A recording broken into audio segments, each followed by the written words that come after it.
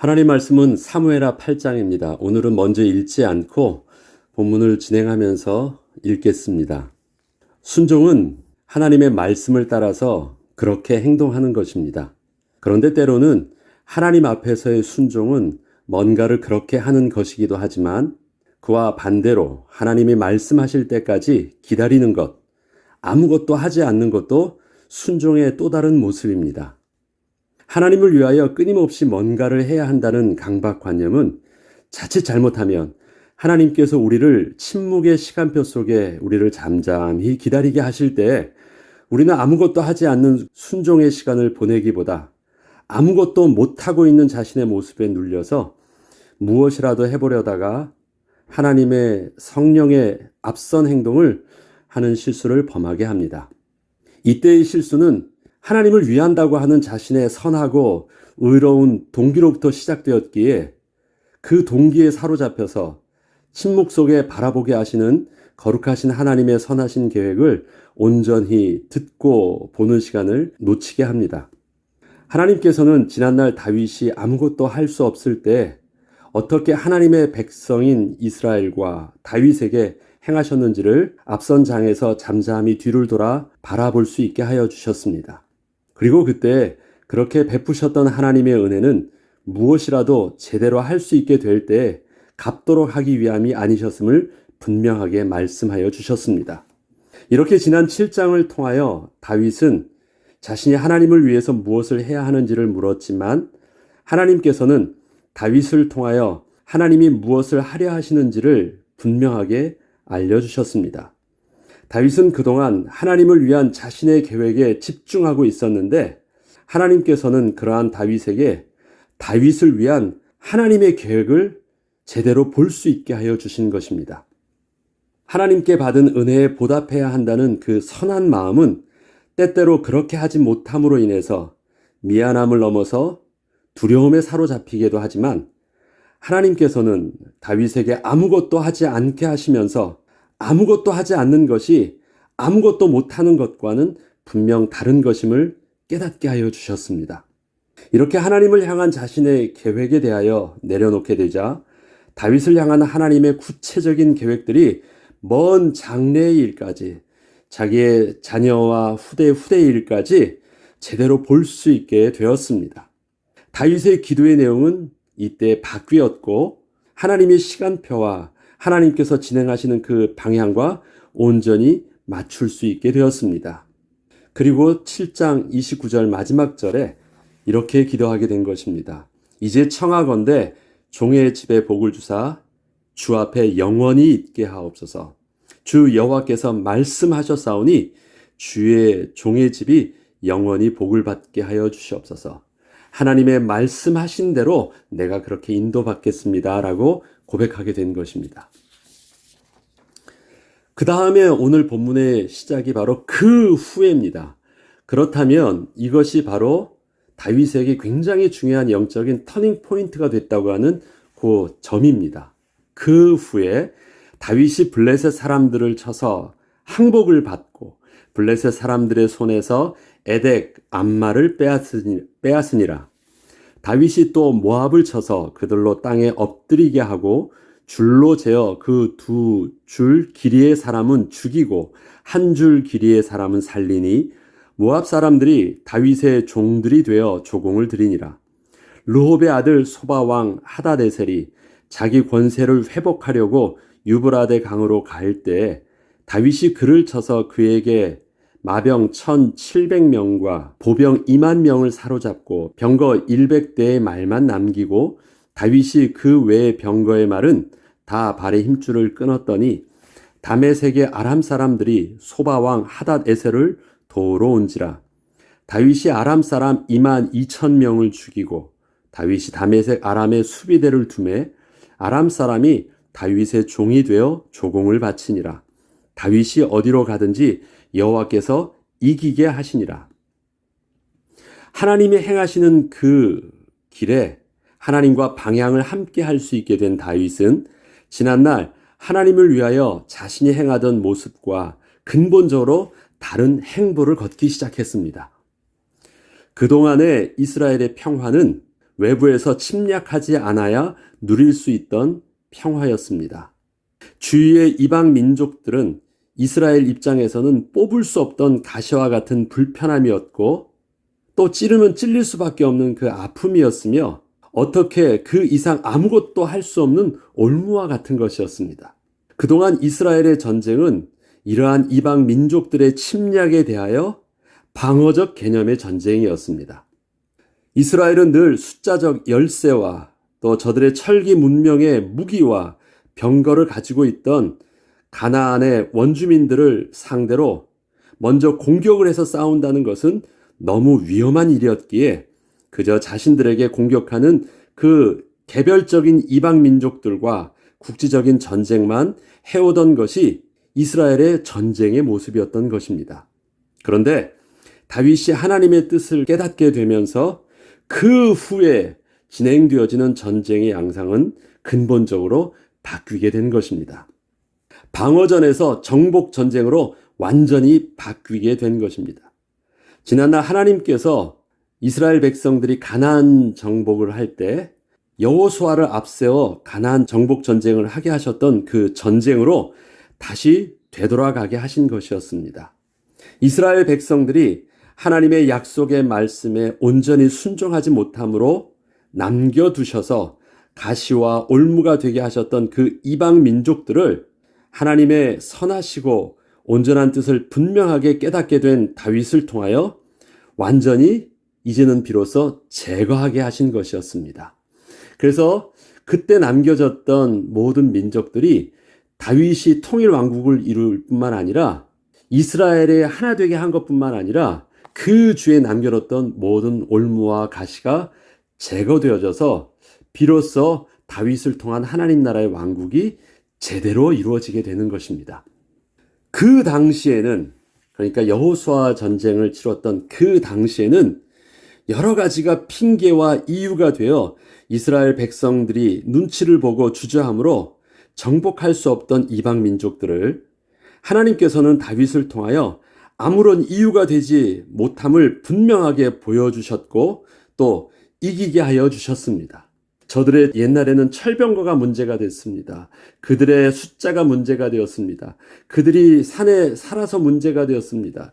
모든 것들이 문제가 되었다고 하는데 다윗이 앞서 우리가 읽었던 본문을 보면 그런 거는 아무런 이유가 되지 않아요. 키가 큰 것도 철병거들도 그들이 가지고 있던 숫자도 군대에 조직된 숫자도 철기의 문기도 아무것도 문제가 되지 않았습니다.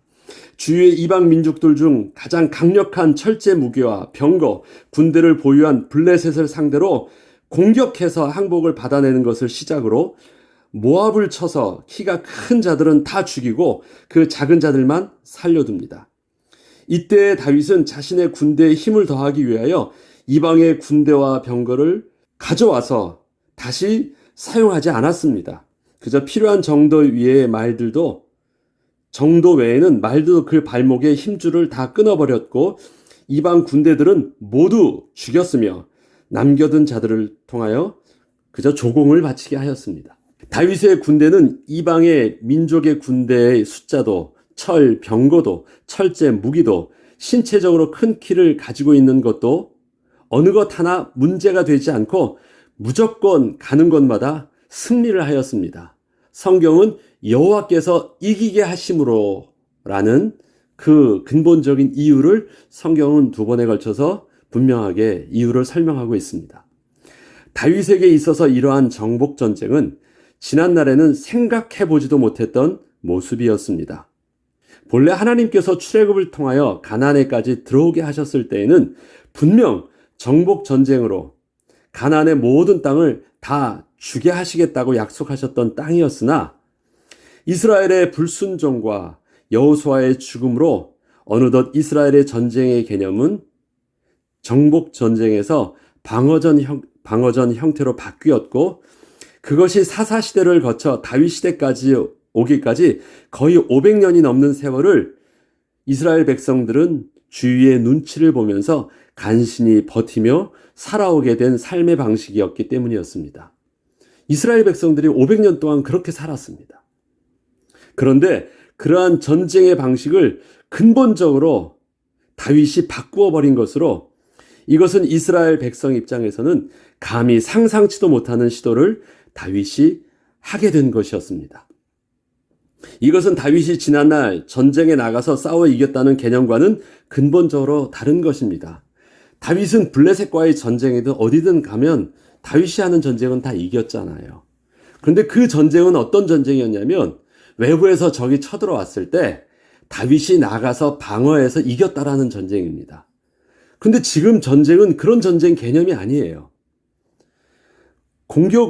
공격하는 것은 방어하는 쪽보다 압도적인 힘과 군사가 있지 않으면 할 수 없기 때문인데 다윗은 이방 민족들과 싸울 때 그러한 힘과 군대가 있어서 진행한 것이 아니었습니다. 다윗은 하나님의 뜻을 깨달았고 하나님과 방향을 맞출 수 있었기에 순종함으로 그렇게 담대하게 나아간 것이었습니다. 다윗과 그의 군대의 강력한 힘은 그 후에 일어난 것이었습니다. 무슨 말이에요?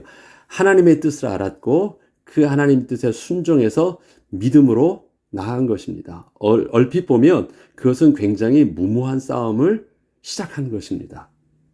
뭐 믿고 그렇게 정복전쟁을 할 수가 있어요? 이스라엘 백성들이 약했지만 버틸 수 있었던 것은 무엇 때문입니까? 공격하지 않고 방어할 수 있었던 산성과 방어할 수 있었던 그 모습 때문에 그들이 버텼던 거지, 그들이 그 산성을, 방어하는 산성을 벗어나서 공격하려고 했으면 다 망하는 거예요. 전쟁은 계속해서 약을 올려서 블레셋이 골리앗을 통해서 약을 올렸던 것은 무엇입니까? 너 거기에 고개 처박혀 있지 말고 나와, 나랑 싸우자, 나와 한 것입니다. 절대 안 나가. 그래서 버텼던 것인데 지금 다윗을 통해서 하는 것은요, 그냥 나가가지고 방어하지 않고 싸우겠다라는 것입니다. 반대로 저들은 그럼 무엇이에요? 방어하는 것이잖아요. 누가 유리합니까? 그런데 하나님께서 이기게 하셨습니다. 다윗 왕이 그것도 여호와께 드렸다. 하맛 왕 도이가 다윗이 하닷에셋에 온 군대를 쳐서 무찔렀다 함을 듣고 도이가 그의 아들 요람을 보내 다윗 왕에게 문안하고 축복하게 하니 이는 하닷에셀이 도이와 더불어 전쟁이 있던 터에 다윗이 하닷에셋을 쳐서 무찌름이라.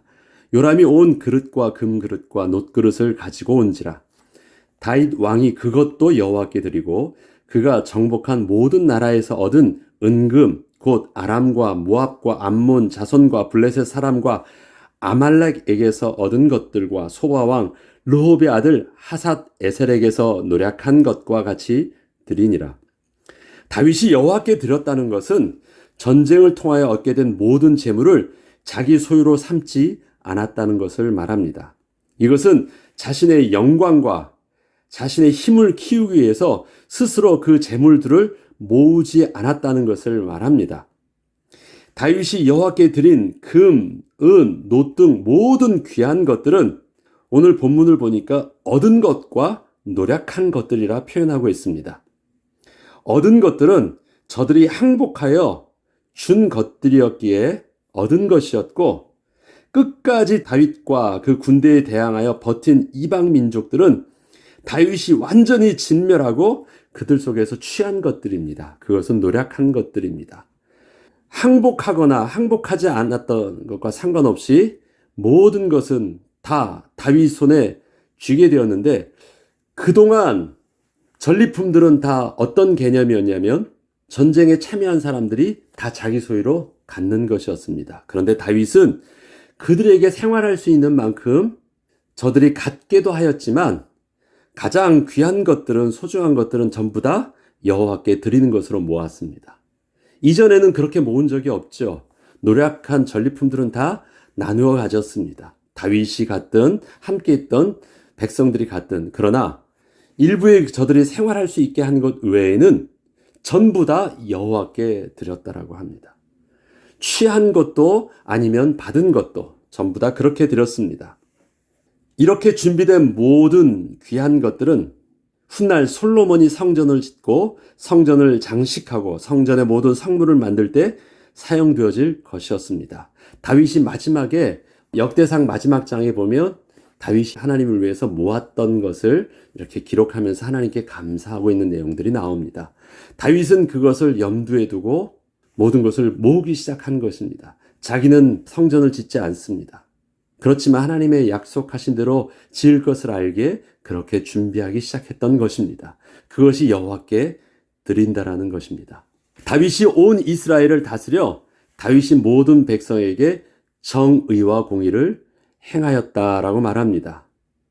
그렇게 정의와 공의를 행할새 수리아의 아들 요압은 군 사령관이 되고 아힐루의 아들 여호사밧은 사관이 되고 아히두베의 아들 사둑과 아비아달의 아들 아히멜렉은 제사장이 되고 스라야는 서기관이 되고 여호야다의 아들 브나야는 그렛 사람과 블렛 사람을 관할하고 다윗의 아들들은 대신들이 되니라.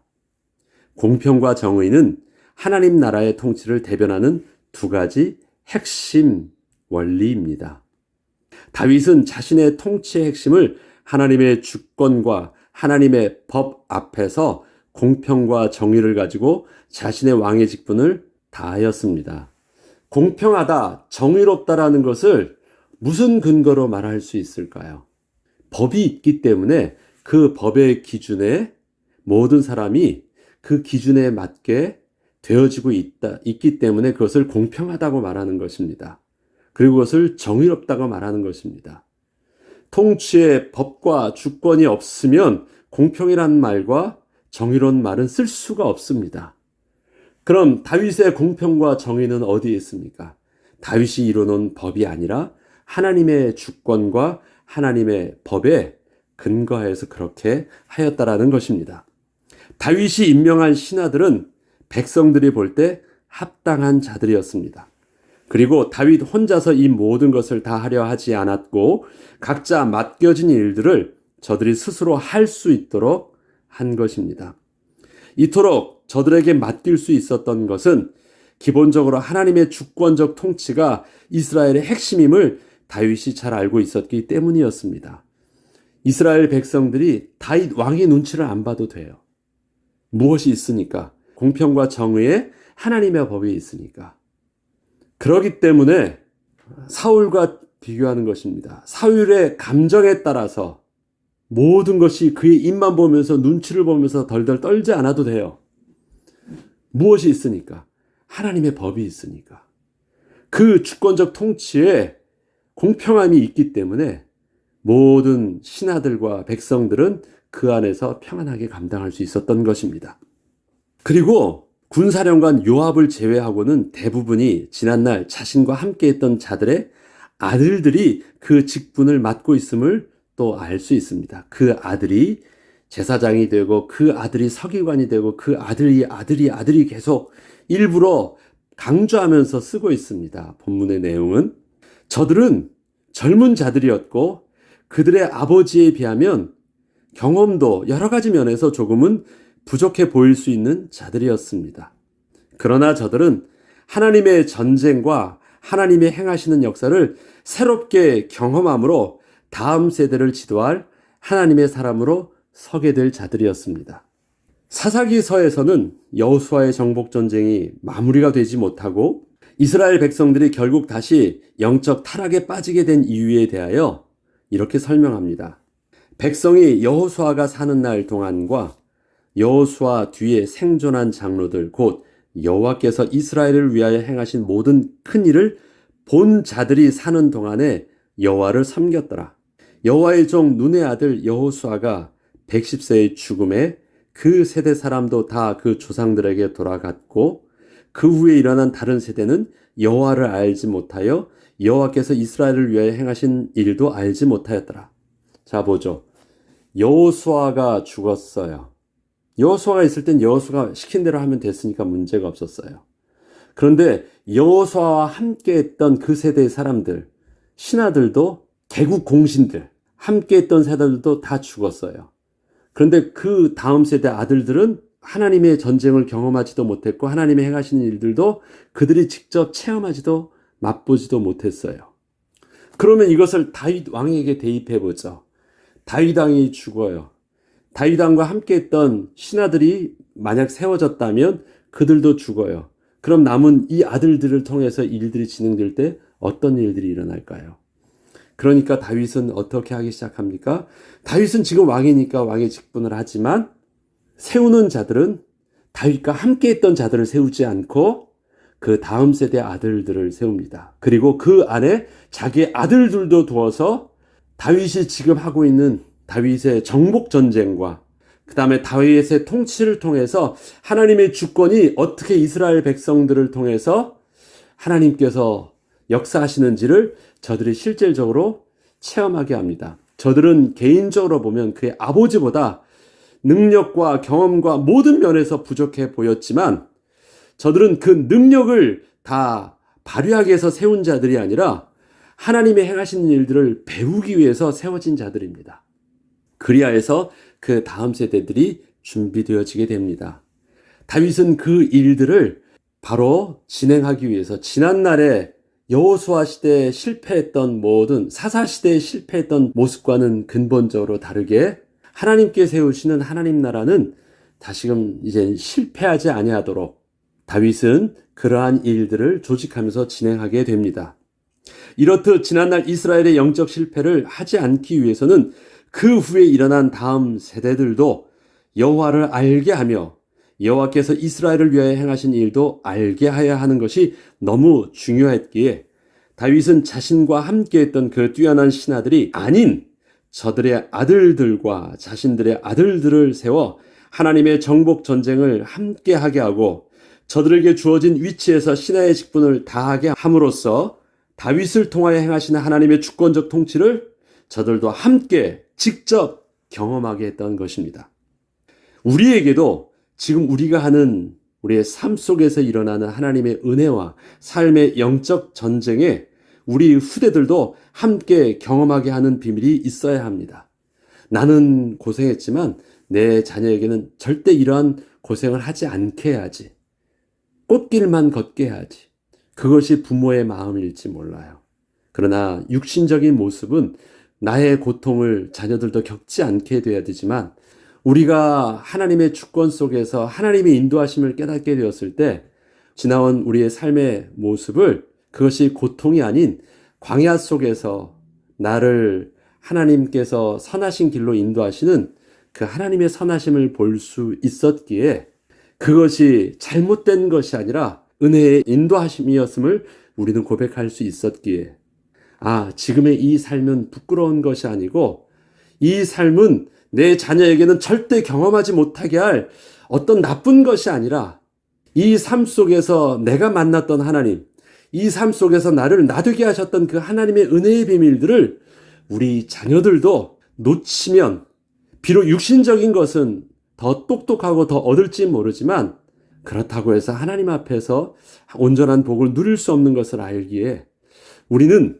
우리의 삶 속에서 나의 어려운 삶과 힘든 삶 속에서 하나님의 주권적 은혜들을 우리 자녀들에게도 함께 나누며 또 함께 경험하며 함께 그 비밀들을 내 자녀들도 아버지의 하나님을 만날 수 있도록 아버지의 하나님을 볼 수 있도록 그리고 아버지께 역사하셨던 그 하나님이 나의 하나님임을 저들도 알 수 있도록 하는 그 일들을 우리 자녀들과 함께 오늘도 걷는 그 모습 부모 세대보다 자녀는 더 복을 얻게 하는 것이 맞습니다.